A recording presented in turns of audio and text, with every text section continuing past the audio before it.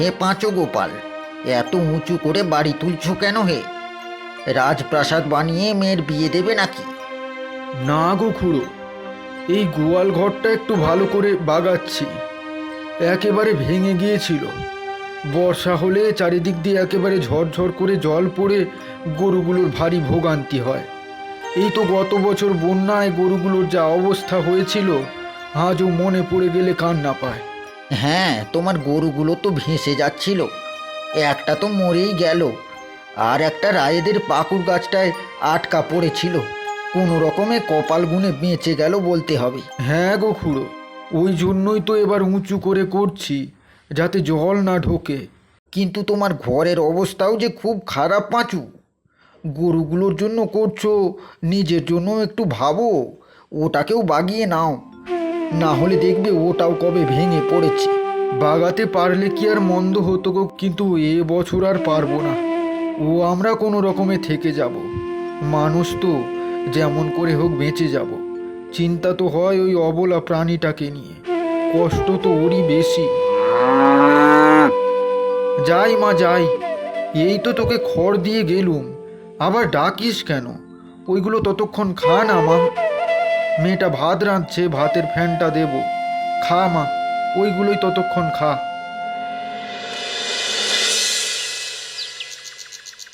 মিনা, ভাত রান্না হয়ে গেছে? না মা, এই তরকারিগুলো আগে করে নিচ্ছিলাম, ভাতটা শেষে বসাবো। আচ্ছা শোন মা, ভাতে একটু বেশি করে জল দিয়ে ফ্যানটা বাড়াস তো। আজকে বেশি ঘাস পেলুম নে, এই খটখটে রোদে ঘাস পাতা একেবারে পুড়ে ছারখার হয়ে গেছে। মাঠের পর মাঠ একেবারে সাদা হয়ে আছে, কোথাও যেন সবুজের দেখাও নেই। কাজলির জন্য দুটো ভালো ঘাসও পেলুম না। বেশি করে ফ্যান কর বুঝলি, ওটাতেই আজকে ওর চলে যাবে। মা, তোমাকে একটু ডাল দিই? না না, আমাকে আর কিছু দিস নে। তাহলে খাচ্ছ না কেন মা? ভাত নিয়ে শুধুই নাড়ছো। কি হয়েছে গো মা, শরীর ভালো আছে তো? না রে মা, শরীরটা ভালো লাগছে নে, কদিন ধরেই যেন ঠিকঠাক খিদে হচ্ছে না। আমি আর খেতে পারবো না মনে হচ্ছে, পেট ভরে গেছে। এই ভাতগুলো তুই বরং কাজলিকে দিয়ে আয়, বেচারিটা শুধু পাতলা ফ্যান খেয়েই দিন কাটাচ্ছে রে। কিন্তু মা, পরে যদি তোমার খিদে লাগে, হাঁড়িতে তো আর বেশি ভাত নেই। সে পরের কথা ভাবা যাবে খন, আমার আর খিদে পাবে নে। আর যদি পায় সে মুড়ি আছে, দুটো খেয়ে নেব খন। দেখো দেখো মিনার মা, শোনো, এমন সুযোগ বারবার আসে না। সুযোগ যখন পেয়েছো তখন হাত ছাড়া করো না, বুঝলে?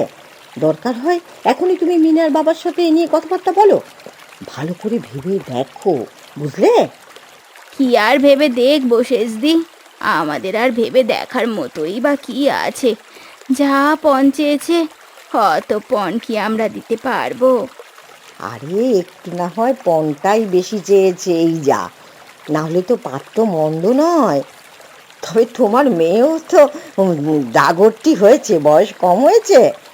পণ ছাড়া ওই ডাগর মেয়েকে কে ঘরে তুলবে বলো? তাই বলি তুমি এত ভালো একটা সম্বন্ধ হাতছাড়া করে দেবে? ভাবো। আচ্ছা, তোমাদের কি ছেলে পছন্দ হয়নি? ছেলে পছন্দ হয়েছে তো? কি যে বলো শেষদি, বালাই ষাট, আমাদের আবার পছন্দ আর অপছন্দ। আমরা যদি এমন বাদ বিচার করি, ভগবান তাহলে আমাদের পাপ দেবে। যাই হোক, একটা ছেলে হলেই হবে আমাদের। তাহলে তুমি বা অমন না করছো কেন আমি বুঝতে পারছি না। মেয়ে তো ভালো ডাগরটি হয়েছে, আর কতদিন ঘরে বসিয়ে রাখবে ওই বড় মেয়েকে? ও জিনিস কি আর ঘরে বসিয়ে রাখার জিনিস? পরগোত্তর করে দিলেই তো তোমাদের ঝামেলা মিটবে।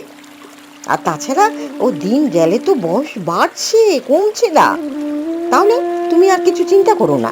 মিনার মা শোনো, এখন তো লোকে চিৎকার করে দেবে, বলবে, পাড়ায় তখন তোমরা মুখ দেখাবে কি করে বলো? বলো না, বলো মিনার মা, মুখ দেখাবে কি করে? সবই বুঝি গো শেষদি, সবই বুঝি। কে আর মেয়েকে ঘরে বসিয়ে রাখতে চায়? আসলে টাকা পয়সার জন্যই। ও টাকা পয়সার জন্য? আরে বাবা, তুমি চিন্তা করছো, ওটা চিন্তা করো না। হায় হায় হায়, কেন চিন্তা করছো? ওই গরুটাকে বেঁচে দাও না, তাহলে তো হাতে মোটা মোটা টাকা পেয়ে যাবে। কি, কাজলিকে বেচে দেব? বলো কি শেষদি? হ্যাঁ, ও বাবা, ও বাবা, আবার সাত করে নাম রেখেছে কাজলি। হ্যাঁ, গরুর উপর সোহাগ কত দেখো। বলি, এখন অত গরুর আধিক্যতা দেখানোর সময় নয়। তবে আমি তোমাকে কেন বা এতভাবে বলছি, সত্যি আমার কি দায় পড়েছে? তোমাদের ব্যাপার তোমরা করবে, তোমরা বুঝে দেখো। আমার বলার কর্তব্য বলেছি, এখন শুনলে শোনো, আর না শুনলে না শোনো। তোমরা তোমাদের ব্যাপার কি করবে দেখো। আমি চলে যাচ্ছি বাপু, আমার এখন অনেক কাজ পড়ে আছে, যাই।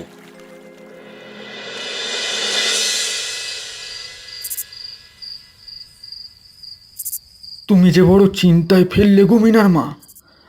এখন সিদ্ধান্ত নেওয়াও যে কঠিন। টাকার জন্যে কাজলিকে বিক্রি করে মেয়ের বিয়ে দেব, এ কেমন করে হয়? হ্যাঁ, আমারও যে মন সায় দিচ্ছে না। ওকে যে আমার মিনার মতোই ভালোবেসেছি, মেয়ের চোখেই দেখেছি গো, মেয়ের চোখেই দেখেছি। আচ্ছা দাঁড়াও মিনার মা, আমাকে একটা দিন ভাবতে সময় দাও। আর কিছু বাড়িয়ে দিলে হতো না দাদা? দেখুন ভাই, এই লাইনে আমি অনেক দিন আছি। হ্যাঁ, কাউকে ঠকিয়ে আমি কারবার করি না। যা দিয়েছি অনেক দিয়েছি। আপনি নিজেই তাকিয়ে দেখুন, গরুটার কি আছে? ওই তো রোগা লিগলিকে। একে আমাকে নিয়ে গিয়ে মাঝখানে খাইয়ে দাইয়ে মোটা করতে হবে। একটা কথা বলবো দাদা, গরুটাকে যতদিন পারুন একটু বাঁচিয়ে বলতে রাখুন, সহজে কেটে ফেলবেন না। ও বাবা, এই যে দেখছি এখন মায়া কাটাতে পারছে না।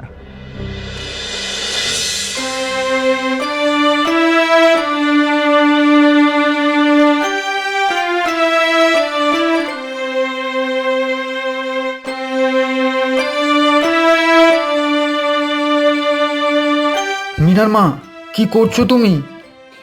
এই তো, এই তো ঘরদোর নোংরা হয়েছিল, একটু ঝাড় দিচ্ছি। কেন, কেন কি হয়েছে বলো না? এক গ্লাস জল খাওয়াও তো আমাকে। হ্যাঁ আনছি, দাঁড়াও। তোমাকে আজ বড্ড ক্লান্ত লাগছে, শরীর খারাপ নাকি? না না, এই রোদ থেকে এলুম তো, তাই। বাইরে যে কাঠফাটা গরম, বৈশাখ মাসের গরম বলে কথা। শোনো মিনার মা, হ্যাঁ হ্যাঁ বলো। সব ঠিক করে এলুম বুঝলে। এই শ্রাবণের 10 তারিখেই বিয়ের তারিখ পাকা করে এলুম। কার বিয়ে? আমাদের মিনা মারগো। কিন্তু টাকা, এত টাকা তুমি কোথা থেকে পেলে? ভয় নেই গো, চুরি ডাকাতি করিনি। মজা করোনি কো আমার সাথে? বলো, বলো কোথা থেকে পেলে এতগুলো টাকা? আমাদের আমাদের কাজলিকে বেচে দিলুম গো মিনার মা, বেচে দিলুম। বলো কি, তুমি কি পাষাণ নাকি গো? তোমার মনে কি একটুকু দয়া মায়া নেই? তাই বলি সকাল থেকে আমার কাজলি একবারও ডাকেনে কেন? ভাবলুম বোধ হয় শরীর টরীর হয়তো একটু খারাপ হয়েছে, এই হাতের কাজটা সেরেই আমি দেখতে যাব বলে। আর আর তার আগেই সব সব শেষ হয়ে গেল গো, সব শেষ হয়ে গেল। বাবা, মা কোথায়? মাকে কোথাও দেখিনি অনেকক্ষণ ধরেই। কি জানি, হয়তো ঘরে আছে। মায়েদের তো মেয়ের বিয়ে দেখতে নেই, তাই হয়তো নেই এখানে। ও,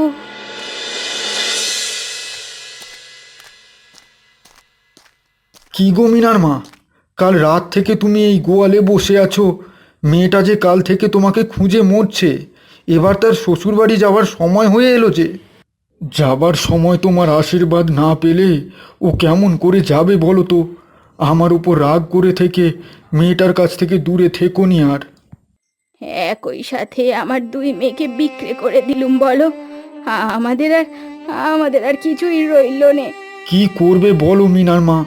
কন্যা দায়গ্রস্ত পিতামাতার যে এত লাভ ক্ষতির হিসেব করলে চলে না। এখানে সব কিছুই যে বিক্রি হয় সমাজের নিয়মের দাঁড়ি পাল্লায়।